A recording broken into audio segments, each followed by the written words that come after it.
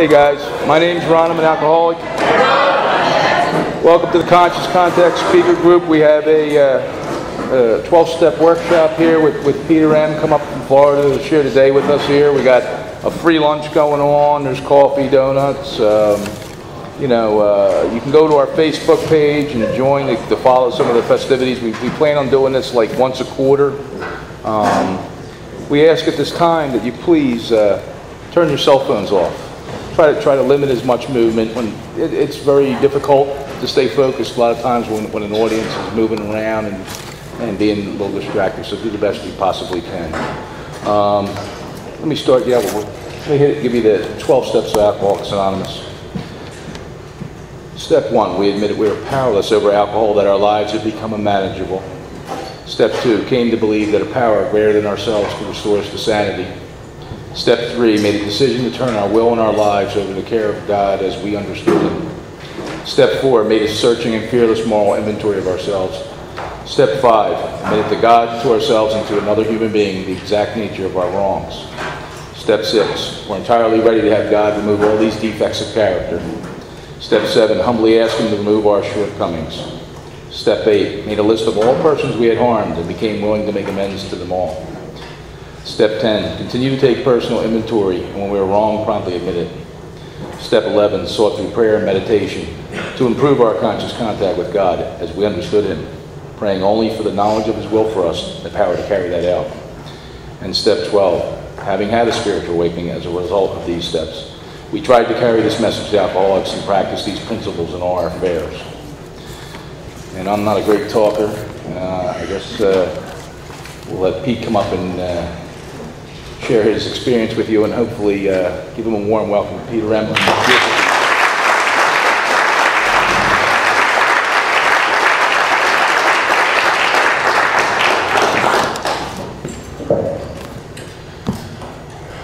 Morning, my name is Peter. I'm a recovered alcoholic. I'm grateful to be alive and sober and part of a sacred place called Alcoholics Anonymous. And this weekend's topic is going to be the weather and Ron's driving.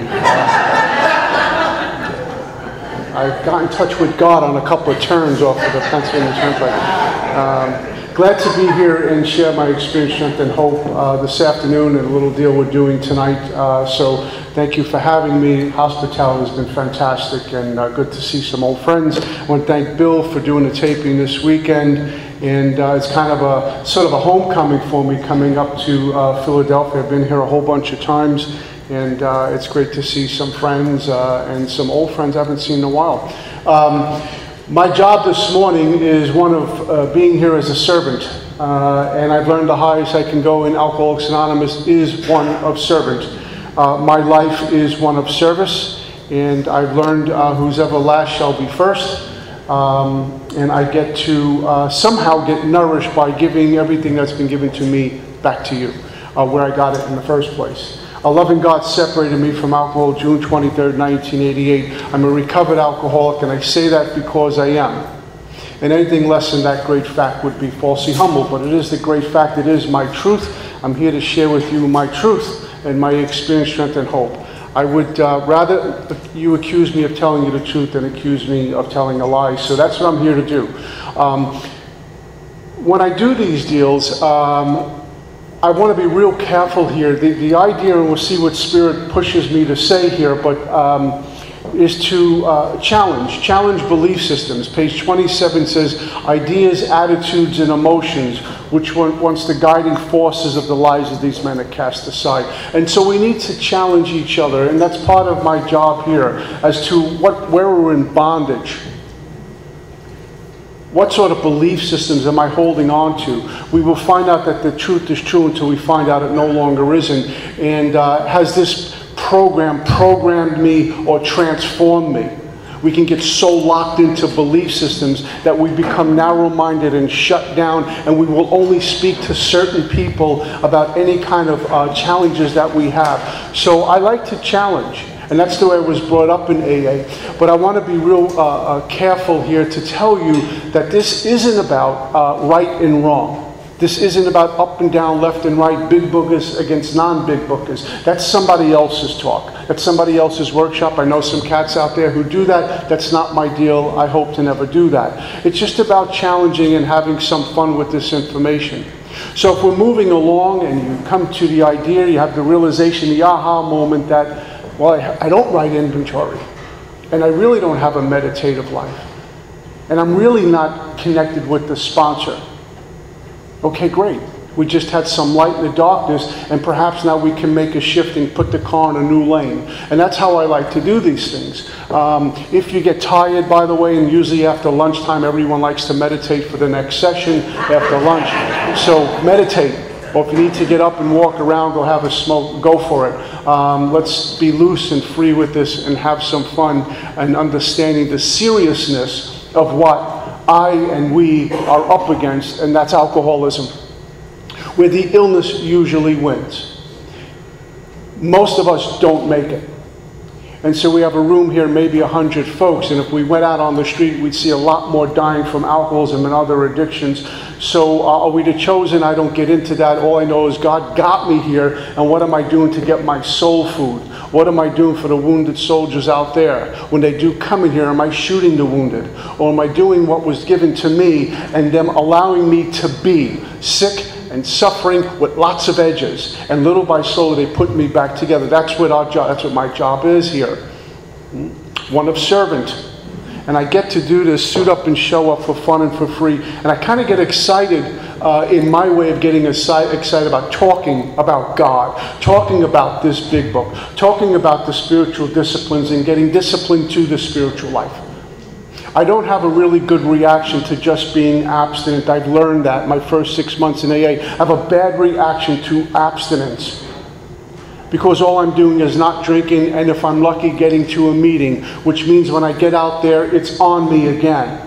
And I wrestle, and I toss and turn, and I have to chat out 1,000 voices in my head, and life becomes my master. My mind becomes my God. It doesn't negotiate. It demands obedience. None of it's good. And I run into a meeting and try to get back on a saddle again.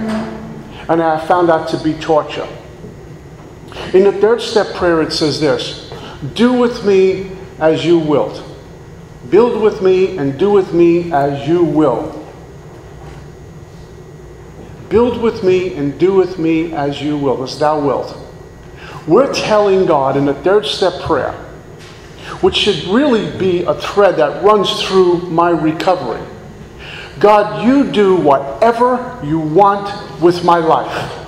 It is none of my business. And how often do we make life and our recovery our business? How often are we looking for accolades for staying sober, accolades for giving a talk, accolades because I sponsor someone, accolades because I make money, or forgetting that it's the Heavenly Father which has put us in a place to do certain things, all for His good, not mine, all for His glory, not mine.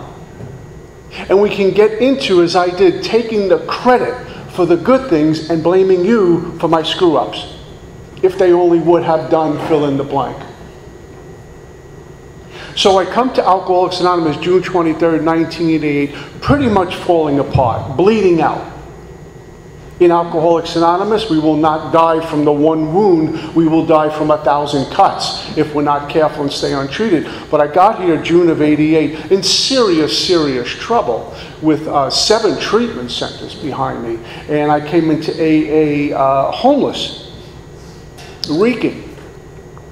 And I was in serious trouble. And I really didn't think I had a chance at staying sober. I would see some guys running around, you know, celebrating 1 year, 6 months, 90-day chips. And I would sit there and going, how is this possible? How do you do that? Because my mind would tell me, you're Pete Marinelli, this is a joke, it's a scam, you're never going to pull this off. How could you be disciplined like these men are?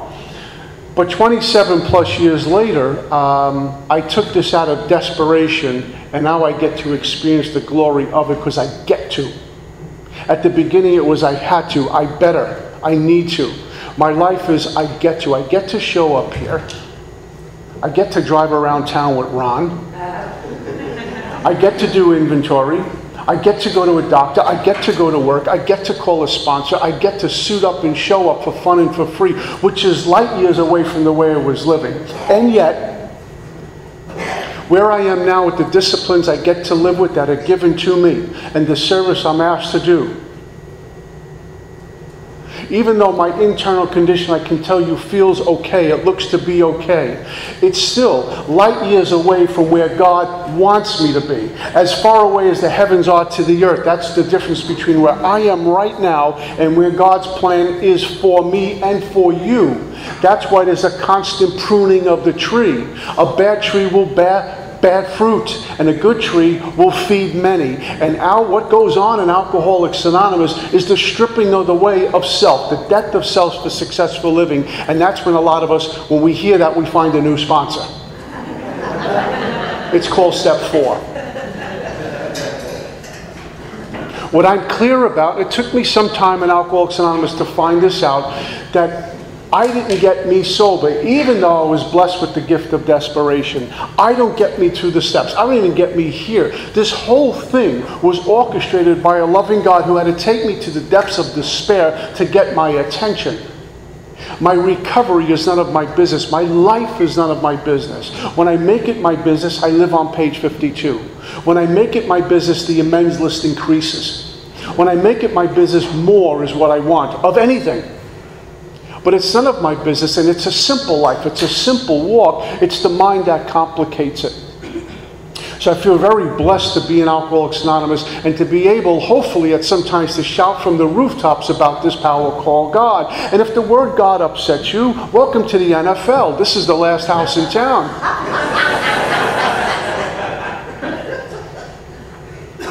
I do, and I'll get on the soapbox. I go to some meetings and they refer to God as a higher power. Very politically correct, touchy-feely. It's God. Let's give him some dignity. Let's call for what it's called, God. 3 letters, G-O-D, God. Your understanding of it, your interpretation of it, your experience it, good, bad, indifferent, but it is God. And so we'll talk about God. And what AA ought to be, and in a lot of rooms it is, about shouting God from the rooftops, because this whole thing that we get to do, our glorious fellowship, the sacred fellowship, and if you haven't found out how sacred AA is, I hope you stick around long enough to experience the sacredness of AA. We come here broken and we're put back together by the loving hands in AA. But we come to the fellowship, we find a program, we wake up and we give it all away. And when I'm living equally in all 3 sides of that triangle, part of the circle, we get to experience oneness with God. And my job is to shout that from the rooftops. What this whole thing is about bringing a drunk back to God. A new relationship with their Creator. A new understanding of that God. Grounded for the first time. And everything comes out of that spirit. I needed a new GPS. I filtered everything through the mind for forever. And I'm still guilty of doing it. We will still filter through the mind. We will see through the mind. We will hear through the mind. We will speak through the mind. We will act through the mind. And very often the mind is full of ego, fear-based, and insecure. So I come at you with that. Like when someone's speaking to you, you're thinking of something profound to say back to them, and they're halfway through what they're saying. And we make fun of that, but that's just the insecurity of us, because I don't want you to go away thinking I'm less than. And we operate that. We get into relationships. We have marriages that way. We have businesses, all fear-based and insecure. All because we filter through the mind. And I can't enter the world of the spirit with the mind. I can't experience this power called God with the mind. I need to be trained and transformed so I get to experience everything with the spirit or the soul. And the great thing about Alcoholics Anonymous, it's all inclusive, so we can work with inspirational books along with our big book. We can go back to our religious communities in order to get the soul food. And I have found my experience has been, as long as I'm giving the whole thing away, somehow I go home full and complete. So I have a sponsor, his name is Mickey M. from Denver, Colorado. And I'm very grateful to report to you that I'm in constant contact with my sponsor. Wednesday nights at 7 o'clock, you will find me on the phone speaking to my sponsor. I won't take a speaking commitment or anything on a Wednesday at 7 unless my sponsor gives me permission to do that, and that's just the way it is. I do not have a sponsor in name only, and I say that for newcomers mostly, and some of us who are around here with double digits who don't have sponsors and ought to. I need to be accountable to at least one person who knows everything. And so Wednesdays at 7, I call up my sponsor. I have a couple of immediately folks that I work with. I've been doing that for years. If I need to discuss something with someone immediately, I have those folks if I can't get my sponsor. So my life is pretty open. I've been able to my surprise, the last few years, share my inventory, my most intimate inventory with the men I sponsor as well. And that's just the way God has blown me wide open. There was a time I would never do that because my ego was too big. But God has allowed me to do that. My lineage goes back to one of our co-founders. And my job is not to walk around with that like there's stripes on my arm, but to remember our humble beginnings and pass on not a watered down or garbled message, but a message also with love and tolerance. A message of understanding and patience for those who haven't found their way yet. Very often I go to these things and, whether I'm sitting in the back or maybe teamed up with a couple of folks, and it makes it very unattractive for someone who might be intimidated by this type of information because it's us against them. But what we need to do is be all-inclusive and help folks find their way. Where else are we going to go? And today's guy with one day back might be my sponsor in 6 months for all I know. So this is it. So we need to keep together and walk in this sunlight of the Spirit. June 23rd, 1980, I come to Alcoholics Anonymous. I had 7 treatment centers behind me, and I learned a little bit about what I suffer from. I have a history of non-conference approved dry goods for a handful of years. My body showed the effects of that. In June of '88, I walked into treatment about 130 pounds. I'm 196. I just weighed myself. I was at the doctor's. I'm 196 now. So I'm like 30 plus pounds lighter than I weigh now. Hep C, urinating blood, abscesses on my arms. I was in serious trouble, malnutrition, dehydrated, and a sundry of other ailments. And I walk into my 7 treatment centers. Now, in 6 previous treatment centers, I learned a little bit about alcoholism and addiction. Watched the Father Martin chalk talks and the graphs and the Gelnick charts and all these wonderful things, and I got a little education. I will tell you, 27 years later, trust me, we don't need more education. What I need, and perhaps some of us need, is more transformation. How much information does my mind and ego need to hold on to while I'm still sick and suffering? I'm in the treatment center business. And it seems to be every year, 6 months, 2 years, there's another wave of information on how to treat people like us. It's environment and behaviors. It's a brain disease. It's a mind disease. It's this. It's just all these well-documented papers on what we need to do to fix people like us. None of it talks about a spiritual transformation. And I remember sitting at this really big board meeting, and I raised my hand and I says, when are we going to start bringing drunks and dope fiends back to God? It seems to be working for us for 80 years. It's as old as man. When are we going to start doing that? The great thing about Alcoholics Anonymous, we have all this information out there, but at the end of the day, it's about us getting right with this power called God. So when I get into my 7 treatment centers, eventually Alcoholics Anonymous, I had some information. I had some education, but I really didn't know what I suffered from. I was hearing loving folks and people who were treating me telling me, you have a choice. What's your drug of choice? Rather than what's your drug of no choice. And I didn't know about this choice, control, and power thing. And so when I came into Alcoholics Anonymous and got connected with some big book folks, they started to walk me through the big book, very methodically, in order so I can get a grasp on what I suffer from, so eventually I can start to fix it. And the way I was able to fix it was by turning to this power called God.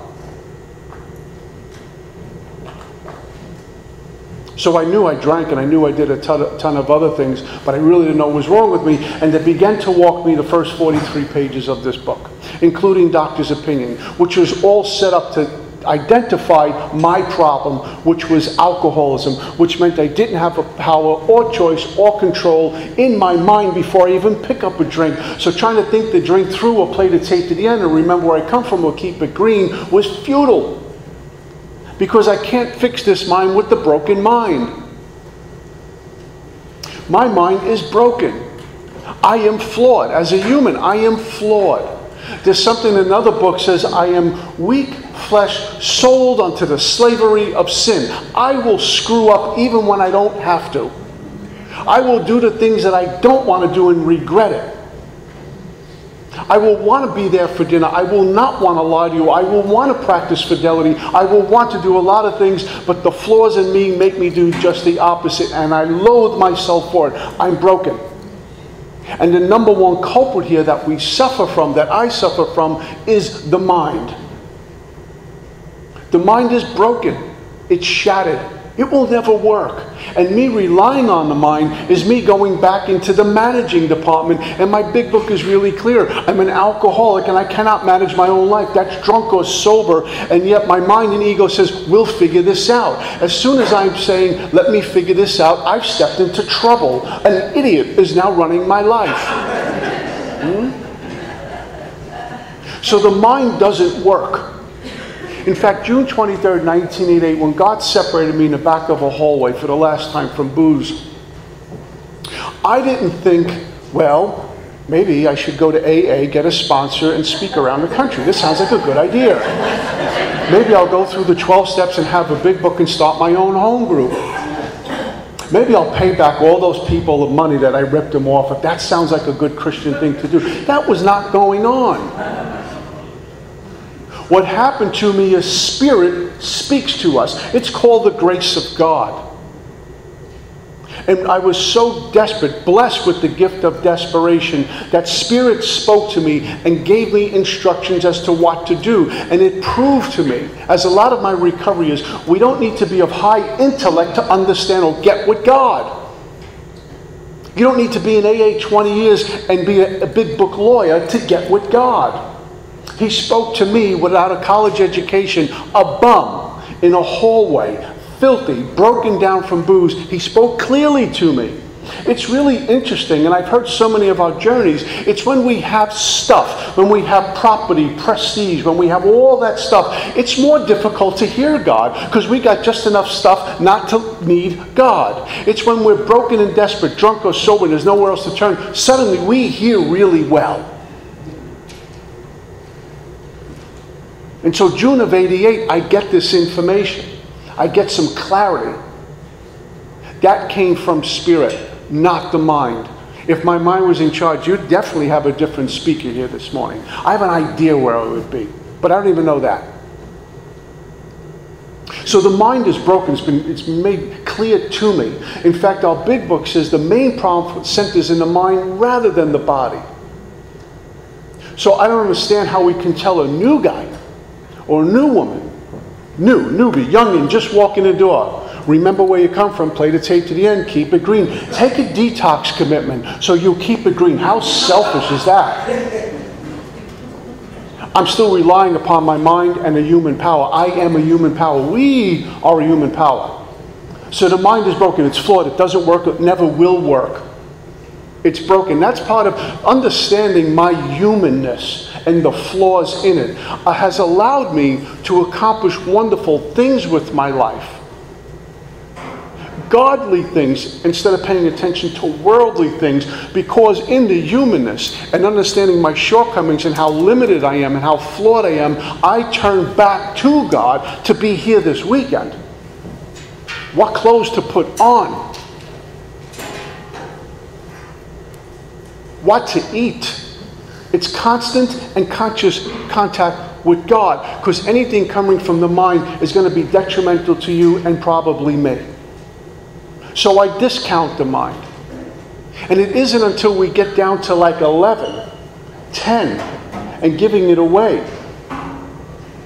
It says our thought life is now placed on a much higher plane. We're kind of aligned with God. We're experiencing oneness with God. We have proper use of the will. We're not in a managing department. I knew nothing about this stuff. I just knew I could not stop drinking even though I wanted to. And I went through the wanting to want to stop for a long time.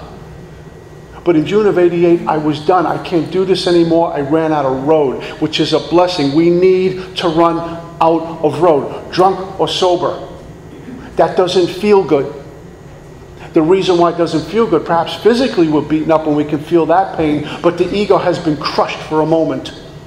That doesn't feel good. It wants to push back. It wants to stretch. And it can't because it's broken. And only in that moment, in that brokenness of us, can the light shine in.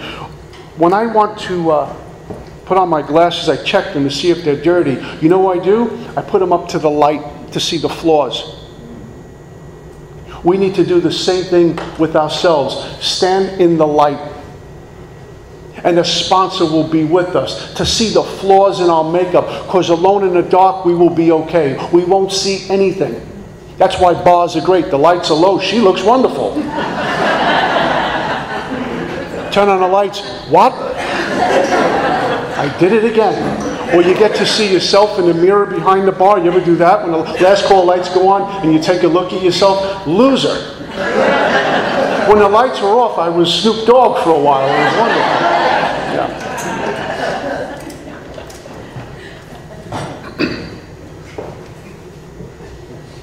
So why couldn't I stop drinking? A. And why the need for spiritual transformation? B. Why the need to be disciplined to this life? Why the need for me to walk a very narrow road, passing through a narrow gate? Why the need to be disciplined to a spiritual life and be mindful of my speech and my actions? I learned a long time ago, it's not what goes in the mouth that will defile me, it's what comes out. How's my speech? You know, walking around with a big book and a Bible and claiming God, and yet character assassinating someone because they're not in the big book and they're not in Scripture. They didn't follow the format. Oh, God forbid, they broke a tradition. It's going to be World War 45 now. Holy smokes. Love and tolerance goes right out the window, so it's really what comes out of my mouth I need to be mindful of. And yet, even knowing that, without a spiritual transformation, all sorts of strange things will come out. All sorts of weird behavior will come out. Until I've learned, I stop practicing fidelity to God and have no other gods before God. You're left with me. I'm left with me. And you don't want me doing this talk. You don't want sharing time with me. Trust me. Because that guy wants approval. That guy wants applause. That guy needs to be liked. And no matter how special you treat me, I still don't feel like it's enough. I don't ever want him showing up again. So I get into my 7 treatment center, and I get into AA from there, and some really neat folks began to show me exactly what I suffer from. Now, for years, I learned a lot of different things. I had a mom who was an addict and alcoholic, committed suicide. I saw a lot of things as a young boy with mom, very compromising positions that no kid, no boy should see his mom in. I had a dad who was basically like a gangster. Wonderful dad, at times. He and I never got along. I was totally afraid of him, petrified of him. His idea of settling thing was hit first, figure it out later. I was a musician. I loved hippies growing up. I loved the whole rock scene. I was into Cream and Stones, and my dad thought this was a phase. It was for weaklings. Get a life, grow up, and be a man. And so I had a lot of turmoil in the home. I was sexually molested between ages 8 and 10. I had secrets. I was a garbage dump. What do you do with this? And I say that for one of many reasons. One of them is even when I could reconcile my mom's passing, even when I can reconcile the relationship between me and my dad back then, even when I can process through and heal from that kind of abuse, I'm still an alcoholic and will still look for a drink. So here I am sitting in getting out of my 7 treatment center and walking into Alcoholics Anonymous, and anyone can see that my life past and at the present was certainly unmanageable. And the only solution I can think of, even in my most desperate moments, drunk and sober, was just one little drink and I'm gonna be okay. It'll settle me down. I can figure things out. I just need a drink to figure stuff out. I need a drink to go to work. I need a drink to go to group. I need a drink to go on a date. I need a drink to get in the shower. I need a drink to breathe. I just need a drink. I need a drink to feel. I need a drink to feel alive. I need a drink to be put back together again, even though I know it's poison. I need one now, because if I don't have a drink, I'm going to die. If I do get a drink, I might die too, but I'm taking my chances. I can't even fathom life without a drink. That's alcoholism. And they began to show me exactly what I suffer from with all the issues. And we all have issues. We all have trauma. We all have stuff.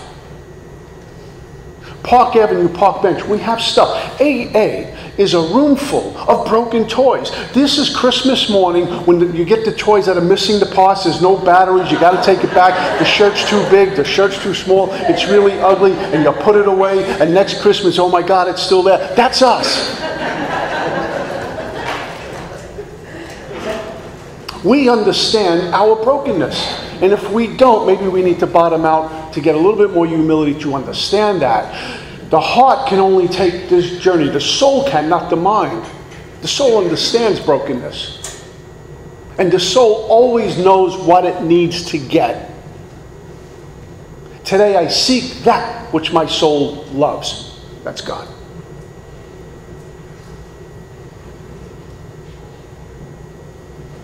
So what do I suffer from with all this stuff? The belief system, when we look at step one, we admitted repellence over alcohol, we go right past that our lives had become unmanageable. If you're a genius like me who went to the University of Bensonhurst, I mean, I just went right past that. That was a joke, by the way. It was a tough crowd. I forgot I'm in Philly. Excuse me. Hold on a second. So let me tell you now. We admitted repellence over alcohol, that our lives had become unmanageable. I would look at, okay, my life's unmanageable. Sure, I'm homeless. I'm living in the back of a hallway. I have 7 treatment centers behind me. I get it. I was not bathing, not eating. Now that I'm sober, I shower.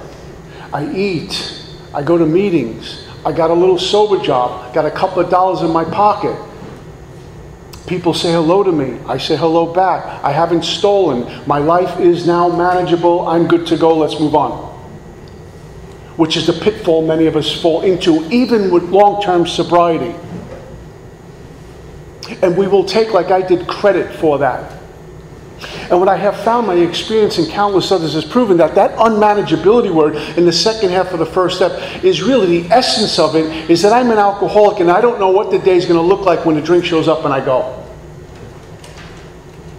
When I'm sound asleep spiritually, my mind's running the show, the external world owns me. That's unmanageability. I need to accomplish more. I need to get more. I need to acquire more. Not for the sake of helping my family, getting a promotion in work. It's simply for one thing, so you like me. So you think I'm okay. And what I do is I wrap these bandages of approval, of money, of prestige around this empty vessel. And no matter how much I wrap around, I still feel void, null and void on the inside. And I know at some point you're going to find out who I am. I will be alone. Oh my God, I'm going to die. Unmanageability. I'm coming home from work. I'm going home. And then I'm going to home group. I did an 8-hour day. I'm in the car. I'm going home, going to have dinner with the wife, and then I'm going to home group. And somewhere in that journey, I get hijacked. And I go to the projects, or I go to the bar, I go to the liquor store. That was not the plan. I get up in the morning, I finish praying, I'm going to work, I'm going to go home, I'm going to go to a meeting. But suddenly the thought crossed my mind on the way to work, and I find myself in the drug house. I find myself in a bar. I find myself shacking up with a wife at home. Whatever it is, we get hijacked, and I can't stop that. That's what's so frightening about it. No human power could relieve me of this type of behavior, of my alcoholism, drunk or sober. Because even though I'm sober, I still suffer from alcoholism. It's called page 52, when I'm trying to go it alone. So don't drink and go to meetings means I'm prey to that kind of living. Because all I'm setting for is don't drink and go to a meeting. And that's it. That's all the contract has for me. Which, by the way, if I had the power not to drink, why do I need to go to a meeting? If I can hang on till night, till 8 o'clock on my power, then why do I need to submit myself to all of this? Unmanageability, I'm going to drink and I don't know what the time and day is going to look like when it calls me and I go. I get hijacked over and over and over again. And consequences mean nothing. The loss of family, love of family, gone, things, job, property, prestige, integrity, dignity. You're going to lose all of it on the next drink. My mind says, no, you won't. Show you how powerful this mind is. I was in my 5th treatment center, and I was up there for 9 weeks. Now, back in the day, it was a 28-day cure they used to give you. Insurance company said, 28 days, you're good, go home. Not 29, not 27, 28, goodbye. And they wished you well. Go to meetings, good luck. And so 28 days in treatment, they keep me for extended stay. And what they had to do back then was write up a lot of information that I suffered from psych issues to satisfy the insurance holders that they would pay to keep me in treatment for a longer time. With me? So the whole thing was dishonest. 9 weeks, I'm in this treatment center, and they took me from the treatment center to the psych department and bring me back for meetings, and I would like go into a phone booth. I had the smiley slippers on and some funky pajamas. They take me to treatment center. I go into a phone booth, put on a jacket and pants and go into the meeting and go back in, change. This is how I was doing for 9 weeks. This is my life. Big shot, 25 years old, living like this. So 9 weeks, I'm in this treatment center. Now, after 9 weeks of being detoxed, I had no post-acute withdrawal syndrome. My body was not in craving. My body was feeling pretty good. I was holding food. I was drinking water, wasn't running through me. I was doing physically better.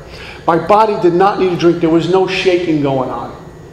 And they discharged me on a Saturday morning from South Oaks Hospital in Amityville, Long Island. I go home for 2 days. During those 2 days, I heard about white-knuckle sobriety, and then I got to experience it firsthand. Because for 2 days, I was like I was out there needing a drink. I was cold and sweating at the same time. My chest was vibrating. It was difficult for me to put a thought together, and when I spoke, like I would, you know when you're really nervous trying to talk and the words won't come out good? I couldn't eat, I could not sleep, my mind was racing at 1,000,000 miles an hour. I didn't know what to do first. 2 days like this, I cannot take it. And life hurt. It was like sitting on a pincushion. I could not do it. Everything was loud. Everything I was looking at slightly slanted. It was just, I can't do this anymore. And on Monday morning, I'm in downtown Brooklyn waiting for the liquor store to open up. My liquor store. We all have our liquor store, our bartender, you know, our bar, my liquor store. And I'm waiting for him to show up on a Monday morning. He gets there, rolls up the fence. I'm in there, put my money underneath that glass partition, a pint of Mr. Boston Blackberry Brandy. He gives me the pint. I crack the seal, and I guzzled. I could not get it down quick enough and wait for that. Okay, what do we got going on? Now I'm good. I'm back. Now, I say that for this reason. My body did not need alcohol. My body did not need pills or any other substance. My body was fine after 9 weeks. Maybe not the strongest it could be, but my body did not need any kind of mood or mind-altering substance going into it. I didn't have any psych issues, so I wasn't missing medication. My body did not need anything. My mind said, oh yes you do. My mind was in overdrive to get me back to a drink. My mind can't do life. My mind can't sit and have a cup of coffee with some. My mind can't sleep. My mind wants no part of God, wants no part of spirituality. My mind just wants what it wants me dead, will take me back to a drink any day. And it convinced me. In fact, when I was there, waiting for the liquor store, my body was hurting. It was hurting, pain. And the closer it got to the witching hour, when I knew he was going to be opening up soon, it was more pain. Legs were hurting. I was like going through like a heroin withdrawal. This was nasty. And I'm pacing back and forth. And I don't smoke cigarettes. So I'm biting my nails off. And I'm just, when is he going to show up? There's the liquor. I knew once I drink liquor, and it goes down and does what it does, I'm going to feel ease and comfort, and then I can go get some Valium and eat those, and then I'm comfortably numb. Just put me in a corner. Life is beautiful now. That's how I drink. This is the power of this thing called the thinking mind. So why? Here's my challenge. Why do we tell new people, think the drink through, play the tape to the end, remember where you come from? We're telling them that thing, that demon, your Satan, your mind, use him to have a full and abundant life. Where after 9 weeks of being in this treatment center, my mind says you need a drink even though you don't need one, and convinced me now I was off to the races again. That's unmanageability. That's the external world owning me. That's the mind demanding obedience. It's non-negotiable with this mind. And it constantly pumps out fear. As long as I'm up and breathing, my mind is pumping out fear. We wake up in the morning and you didn't sleep because you had that restless sleep of a million things going on at once. And we show up to life that way. And therefore I'm never connected with others. I need to love this God with all my heart in order to be able to love you with all my heart. And now I'm not talking about an intimate relationship either. Isn't it funny how we need to experience God, so we need to get God to experience God in Alcoholics Anonymous.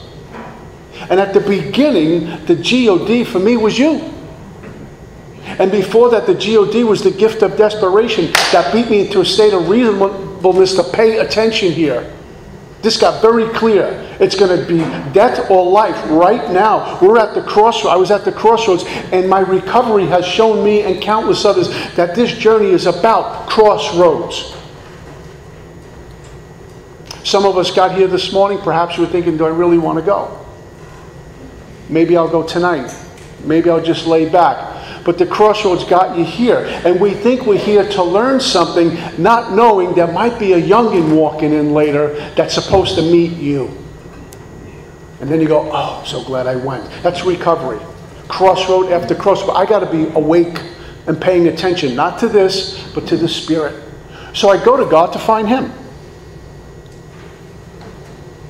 The essence of unmanageability was not knowing the day's going to look like when a drink calls me and I go, even though the consequences are on the table, I'm going to lose all of this and I'm gone, but I still go anyway, because that's what the mind does.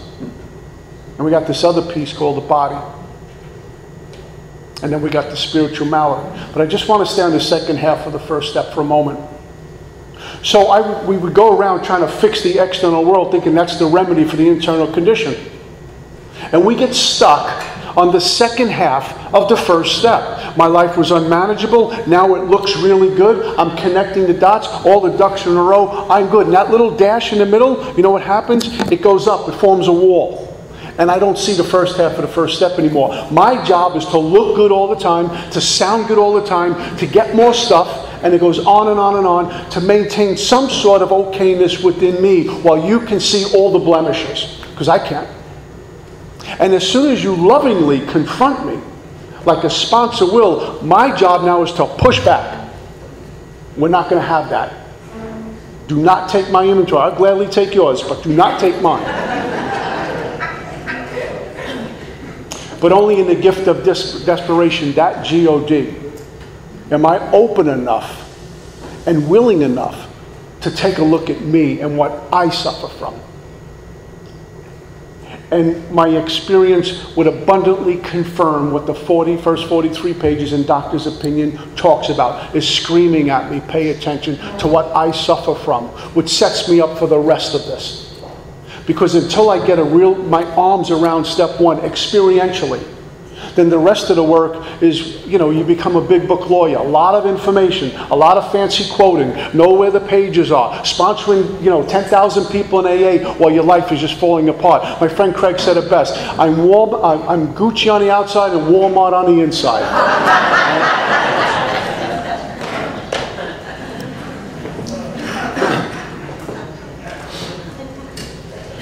Powerless over alcohol, which means I don't have power.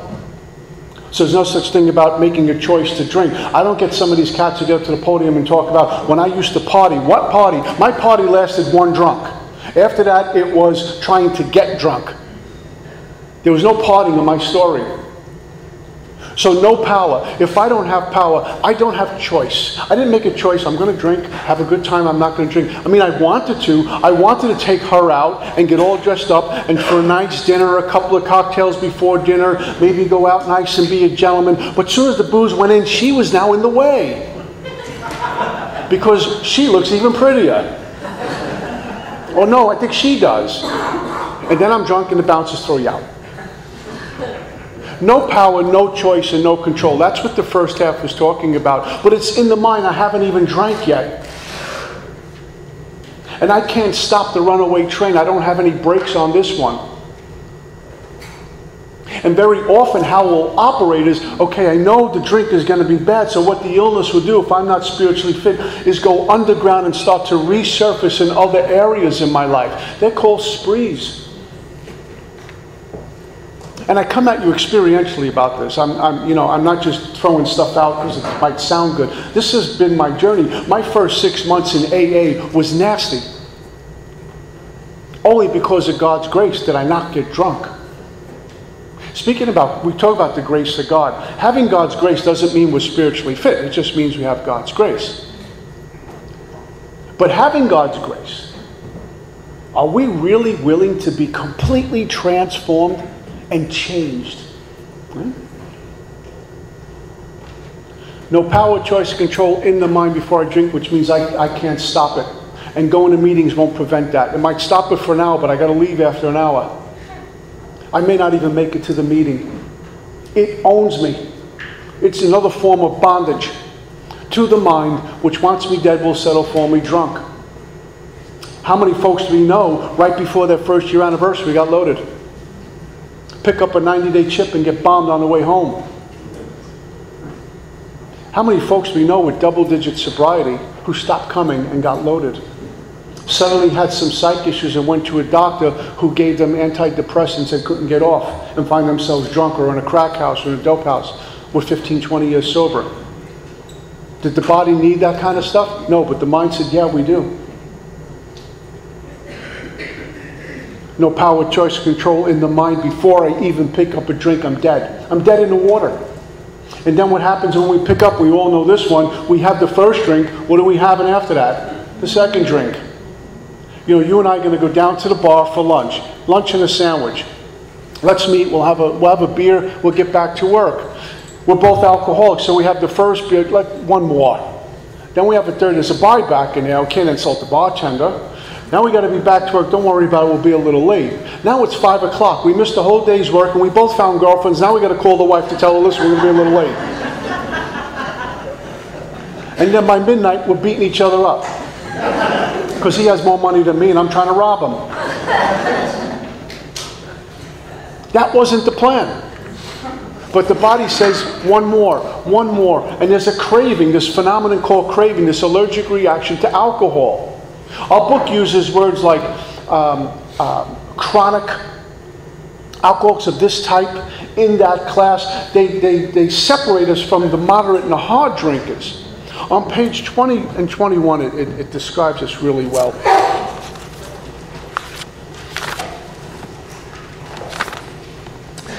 It says on the bottom of page 20, moderate drinkers have little trouble giving up liquor entirely. If they have good reason for it, they can take it or leave it alone. And this is most of the population. The holidays just passed, New Year's Eve, amateur night, people get a load on, then they show up for work, they nurse the hangover, and they'll drink when they want. They even know, hey, I'm going out and get drunk tonight. Or no, I'm going to drive tonight. Or they have the people who abuse alcohol and leave half a glass of wine in there. Right? They do stuff like that. I know the folks who smoke a little weed, like because everyone else is smoking, they smoke a little weed, and then they go home, they're high, they eat a lot of food afterwards, you know, and then they tell their friends, you don't believe what I did yesterday, I smoked marijuana, you know. It's like this thing they did. They go back to living their life again. Folks like us can't stop that. It says, then we have a certain type of hard drinker. They may have the habit badly enough to gradually impair them physically and mentally. It may cause them to die a few years before their time. Some of these folks drink more than the alcoholic, by the way. A lot of us know the hard drinkers. We have a lot of hard drinkers in AA. Here's the hook. If a sufficiently strong reason, ill health, falling in love, change of the environment, or the warning of a doctor, Bill, your liver's enlarged, you got to stop drinking. Okay, doc. I had an uncle, he's passed on, was a hard drinker. He loved to drink. He liked to drink with the men, go into his office. He's a big cigar smoker, put out some liquor, and you had to have a drink in his office. He loved doing that with the guys, very old school. Have a couple of drinks and do business. He loved to drink. He was always drinking. He went to the doctor and he told Mike, your liver's enlarged and you got to quit cigars. And the same day he stopped everything, got on with his life. We go see another doctor.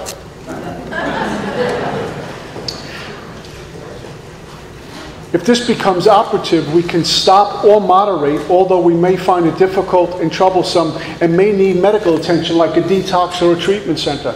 By the way, going to detox and treatment, DWIs, doesn't mean I'm alcoholic. I mean, roads are leading to Rome here, but it doesn't mean I'm alcoholic. There are three things that separate me from those other folks. And the hard drinkers, bless their hearts, we have hard drinkers in AA. A treatment center, a therapist, family, they come to their own conclusion. I need to go to that place called AA, where they teach you how not to drink. So the hard drinker comes in and doesn't drink because he's got a sufficient reason to stop that we just talked about, and goes to lots of meetings and loves the fellowship. They're great guys and ladies to be around. You know, they're involved in conferences or whatever, the sober picnics. They're always there. They're there early. They're making coffee. They're sober maybe 15, 20, 30 years, but they don't need to do what this book is suggesting to do because they still have the power of choice and control. I put the plug in a jug. I quit drinking 30 years ago. I go to meetings. I go to retreats. Wonderful. Their life is certainly better, or appears to be better. But to me, the real alcoholic, which we're going to read about, that's a death sentence because I can't do that. Now you get that hard drinker who is sponsoring the real alkie, who needs this information. We start to die. We just don't get sober. Well, my sponsor said take more service commitments. I can't even get to the meeting. So he says I don't want to stay sober. I'm trying, but I don't have it. The needed power wasn't there. Our book says lack of power is our dilemma. I need to find power now, not in 90 days.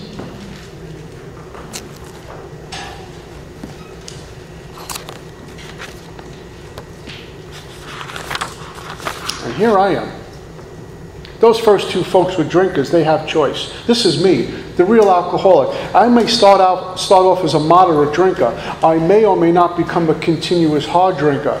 But at some stage of my drinking career, I begin to lose all control of my liquor once I start. So it begs the question, then, Pete, why start in the first place? If I knew that once I drink, I can't stop, and I'm going to get into all sorts of hell once I begin drinking, it begs the question, then why pick up a drink in the first place? Because I got this thing called the mind, the predator, that convinces me to pick up a drink against my own will, better wishes, whatever it might be. I'm going to pretty up a junkyard. That's what the mind does. And the mind demands obedience. So I got this body problem, I got this mind problem that I'm getting bookended with constantly, and when I'm sober, the mind is still working and taking me on sex sprees and food sprees and money sprees and fear sprees and thinking sprees and sprees. The illness goes underground and resurfaces in other areas. Even though I'm sober, my life, my internal condition is not very sober. The outside and the inside do not match. Oh, I come to AA, I present a really good game face. How are you? I'm wonderful. Oh.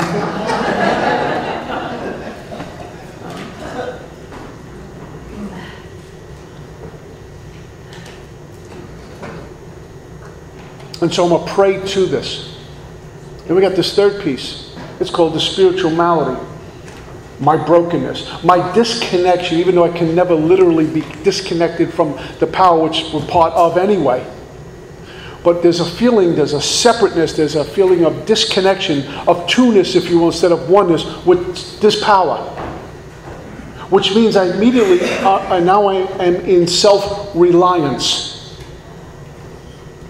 Be a man. Man up. Man's got to do what a man's got to do. No time for God now. I got to take the bull by the horns. And these are some of the belief systems, I grew up with. But it doesn't work. And so once I go into self-reliance, my life now is unmanageable, which means it's agnostic. Which means I'm in fear. And because I'm in fear, I'm in current agnosticism, which means my life is unmanageable because I'm in self-reliance. And you could play that vicious cycle any way you want. At the end of the day, I'm in charge and I'm driving right into a wall again. And because I'm so uncomfortable, experience so much dis-ease and discomfort where I am, sitting on my couch all alone, I need to run what appears to be comfort, and that's her. Or him. Or money. Or something. I'm on a computer in a dark room, I don't come out for 4 days. Some of the guys know what I'm talking about. And I go on these sprees because I'm looking to get something to make me feel okay. And for a little while I escape. I get some instant gratification only to emerge remorseful with a firm resolution. I'm not going in there again. This is really bad. If anyone finds out, I'm doomed. So I try to get back in the saddle again. It's too uncomfortable. Mine takes me again. And I get deeper and deeper and deeper. I haven't even picked up a drink yet. This is the wonderful mind, by the way, that we listen to all day long. It is our God, our Buddha, our Jesus, our Allah. It is God. People tell me I don't believe in God. Oh, yes, you do. Because anything the mind tells you, you say, yes, okay. Delusions of grandeur. That's me. Beautiful. My mind said it must be true. You're wrong. My mind's better than yours. That's the God. And until we get some soul food via the 12 steps and start to develop a relationship with God, a guy like me is doomed, because the time and place will come where I will drink. Step 1 tells someone like me, Pete Marinelli, you are going to drink. Regardless of your intentions, regardless of how you want things worked out, regardless if you believe you're a good guy, and I'm not a good guy, but it'll tell me that I am going to drink. That's what step 1 says. Not that I can't drink. I'm going to drink. We are going to drink, regardless of how sober we are. The time and place will come. And usually before the drink, we've gone underground in a lot of sprees. We have a secret life going on. There's no transparency between spirit and mind. There's no transparency between you and I. I got secrets. I got compartments. This is bondage. And if I got that stuff going on, how can I experience oneness with my Creator? I'm showing up to God gun shy. Hide this, he won't see it. God, he won't see this, God. Hi, God, I'm doing great today. That other woman, you don't see her, right? What a lousy way to live. And how frightening it is to show up to the altar, to show up to AA, to show up to Creator and say, I have screwed up. I am completely flawed. I'm completely broken. My mind is my God. Mercy. In fact, I will say this from my own experience. If my prayers, if my dialogue with God isn't one of surrender, I am not talking to God. Who I'm praying to is another me, which means I sign off on all the things I think I need. The spiritual walk that we're about to go on, once we get convinced at a gut level with God, the spiritual walk we're about to go on has nothing in my plans. It doesn't jive with my plans. I'm supposed to be the richest guy in the world living on some island and do whatever I want. Unlimited amount of money, cars, property, prestige, all of that stuff, anything I want. And God says, no, you're going to work in the Salvation Army, making very little money, taking care of the homeless. I was just watching at this study I go to, a story about Mother Teresa. And she says it's a thankless job that she was given. It's a painful job. They showed where she lived. You would think she would live like, something fancy for Mother Teresa. Army barracks look prettier. I'm sure maybe when she was a young little girl, she was thinking of other things. And God says, over here. Change lives. So my mind has me going there, and God says, no, I need to shape you to go there. The journey we're about to walk on has nothing, doesn't jive with my mind. What I need to be is willing to be open and a daily surrender to this power, because I didn't get me sober, and I'm not going to keep me sober. And in order to keep me sober, God's going to move me around. You know, this journey of sobriety, I often say it's none of my business, like my life is none of my business. God didn't get me sober to get me a nice job, a nice relationship, a nice car to drive around. He'll give that to me if it's needed, if there's a reason behind it. God got me sober for none of those reasons. God got me sober for one condition: go help his kids. You know, the lost sheep? There's a great story in Scripture. The sheep herders walking with those sheep, 100 sheep. One went into the mountains. He left the 99 to get the one. It's what we do here. That's why God got me sober. Get right with me, and then go help my kids.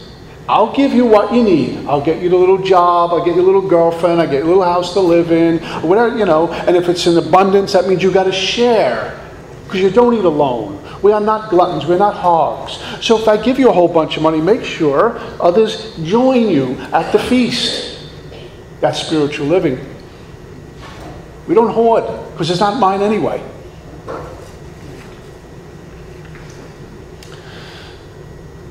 So I need to connect with this God and have a relationship with God, which seems to be the remedy to fix this broken mind and experience this metanoia, this rebirth, this renewal, this getting reborn.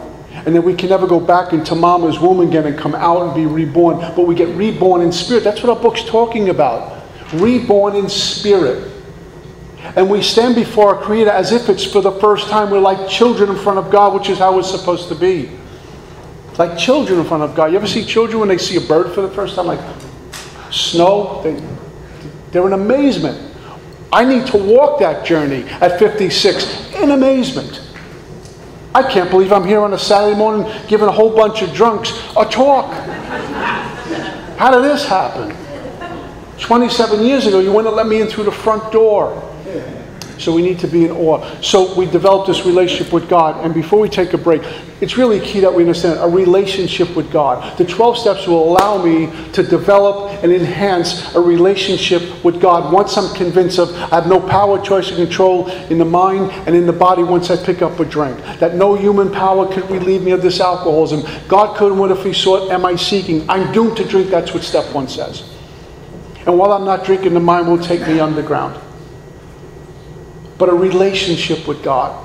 It doesn't mean studying Scripture and reciting some Psalms. It doesn't mean studying the big book and dropping off pearls of wisdom. It doesn't mean going to my religious community, making a ton of AA meetings and sounding really profound. That has done very little, perhaps, for the relationship. We're talking about a relationship. To illustrate, I decide, let's say, one day to go to run. And I go down to the beach around 6 o'clock in the morning, and I'm doing some stretching, ready to go on a run, and I notice a young lady about 15 feet away walking her dog. She's very attractive.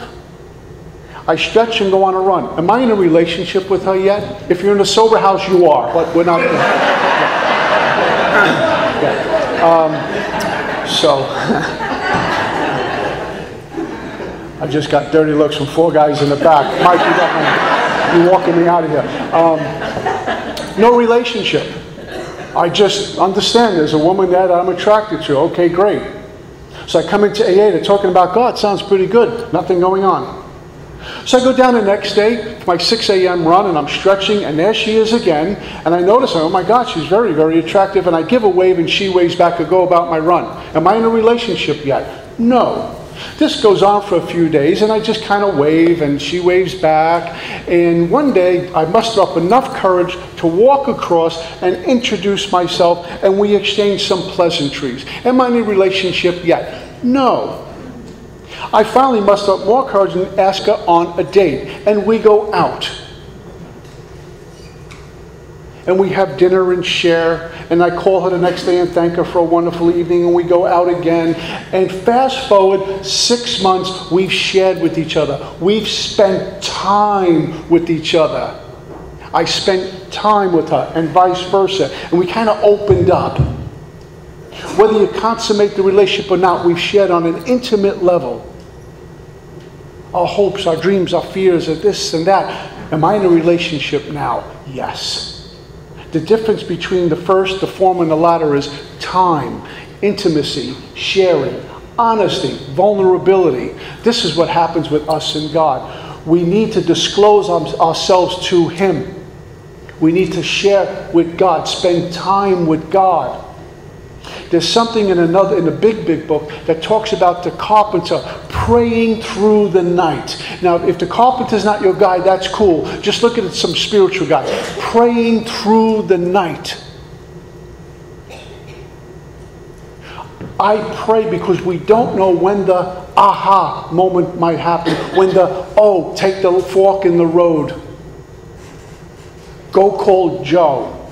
But if I'm just checking in with God or just kind of waving at God, I will never experience that kind of abundance. And for a drunk like me, I need to have that kind of abundance from God because my soul will get thirsty. And then I get to experience that kind of abundance. So although the drink, I'm an alcoholic, it's always there, it's not breathing down my back. It becomes, really, in actuality, the journey through the 12 steps becomes a forward journey backwards. As we're moving through the steps numerically, 1, 2, 3, into 10, 11, and 12, it appears as if we're moving forward. You're moving along quite nicely. He's making great progress. He's doing wonderful. She's doing wonderful. We're into amends, into 10, 11, and 12. But what we're really doing is walking backwards. It's a forward journey backwards home. To what the Oxfords talked about, purity, honesty, unselfishness, and love. The sacredness of the walk is now come to fruition. You can see it, you can hear it. And even though I'm an alkie and it'll always be there, it doesn't look like that, it doesn't feel like that, it just doesn't sound like that.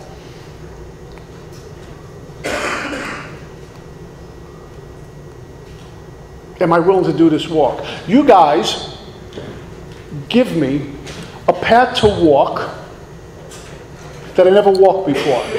Steps to take that I never took before. And to experience a God I don't know. What an order, I can't go through with it. And the only way I do that is because we all have, it's like in our DNA, a yearning to know something. We look for it in booze. We look for it in bedrooms. We look for it in money. We look for it in prestige. We look for it all over. There's this yearning to be right. Alcohol has flatlined me. And the only way to do that journey is for the fire that burns in my heart to know a creator. And that's how I chop wood and carry water 27 years later. There's something that burns, get God. Chop wood, carry water. This is too much. It is too heavy. I'm overwhelmed. God says, I got your back. Just move. So God will place us in different positions, different parts of the map, different types of sponsors. The quiet sponsor that no one knows about, we don't need the spotlight sponsor. New folks, please pay attention to this. New folks want the circuit speaker for a sponsor to feel good about yourself. Nonsense. Get somebody at local group who knows the book. They'll take you to places you've never been before. There's too much, I'm going to get on a platform here. There's too much emphasis on this podium. I've been seeing a lot of it. This became God in AA in a lot of places, including people who do this. And there's a whole bunch of folks in this room that I know personally can do this weekend. I'm clear about that. Are you? Let's take a break. Thanks.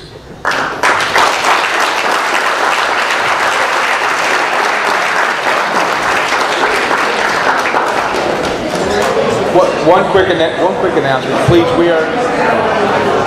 We're not allowed to smoke anywhere on the church property. That's the only thing. Please be mindful of the butts. Yeah, across the street over there. Just don't throw the butts there.